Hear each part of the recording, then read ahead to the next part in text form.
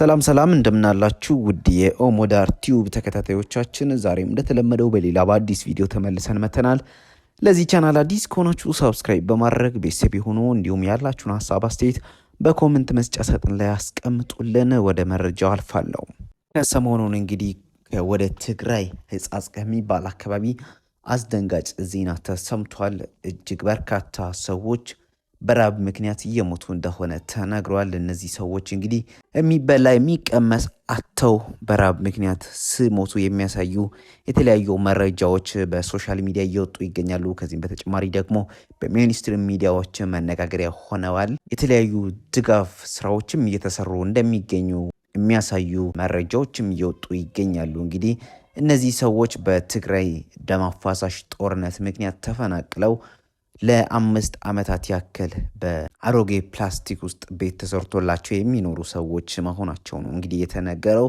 እንግዲህ ወደዛ አካባቢ በርካታ በእድሜያቸው የገፉ ትላልቅ ሰዎች እንደሚገኙ እንዲሁም ደግሞ እናቶች እንዳሉ፣ ከዚህም በተጨማሪ ደግሞ እድሜያቸው ያልደረሳቸው ለጋ ወጣቶች ወይንም ልጆች እንዳሉ ነው የሚነገረው።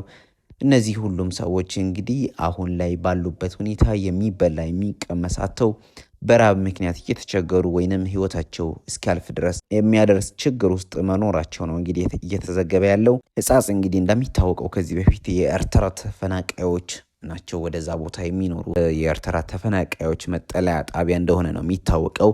ነገር ግን የትግራይ ጦርነት ወይንም ደም አፋሳሽ ጦርነት ከተከሰተ በኋላ ከትግራይ ከተለያዩ አካባቢዎች የተፈናቀሉ ሰዎች ወደዛ እንደሄዱና እዛ ቦታ ላይ በፕላስቲክ በተሰራ ቤት ውስጥ መቆያ ቦታቸው እንዳደረጉ ነው የሚነገረው። አሁን ላይ ባለው መረጃ መሰረት እዛ ቦታ ላይ ወደ 16,000 የሚሆኑ ዜጎች ተጠለው ጊዜያዊ መቆያ ቤት ተብሎ እዛ ቦታ ላይ በተሰራ በፕላስቲክ ቤቶች ወደ 16,000 የሚሆኑ ሰዎች ተጠለው እንደሚገኙ ነው መረጃዎች የሚያሳዩት። ከዚህም በተጨማሪ ደግሞ 1600 የሚሆኑ ሰዎች ደግሞ አሁን ላይ ፈጣን እርዳታን ይፈልጋሉ፣ የነፍስ አድን እርዳታን ይፈልጋሉ።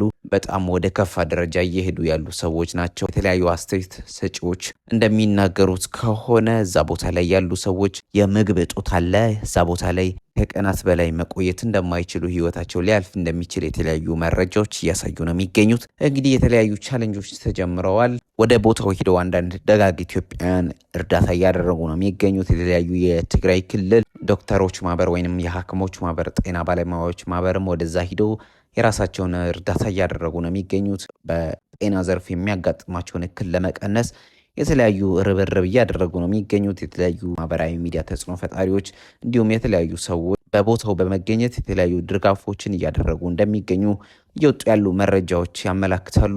የአመቱ ምርጥ ቲክቶከር አዶናይም የራሱን አስተዋጽኦ ለማበረከት አንድ ቻሌንጅ አስጀምሮ ነበር። የ100 ብር ቻሌንጅ ብሎ አንድ ሰው 100 ብር ቢሰጥ ለነዚህ ወገኖች የሚሆን ነገር ይዘን ወደ ቦታው ለመሄድ የሚያስችል ነገር እናዘጋጅ በማለት የ100 ብር ቻሌንጅ አስጀምሮ በሰዓታት ውስጥ እንግዲህ በኢትዮጵያ ታሪክ ታይቶም ተሰምቶም የማይታወቅ ገቢ ማሰባሰብ ችሏል። ከ3 ሚሊዮን በላይ ብር መሰብሰብ ችሏል።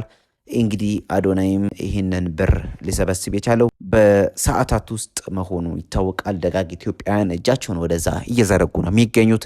እኛም የራሳችንን አስተዋጽኦ እናድርግ። ከዚህ ጉዳይ ጋር ተያይዞ የሚወጡ አዳዲስ መረጃዎችን ወደ እናንተ ተከታታይ የማቀርብላችሁ ይሆናል። መልካም ቀን ይሁንላችሁ።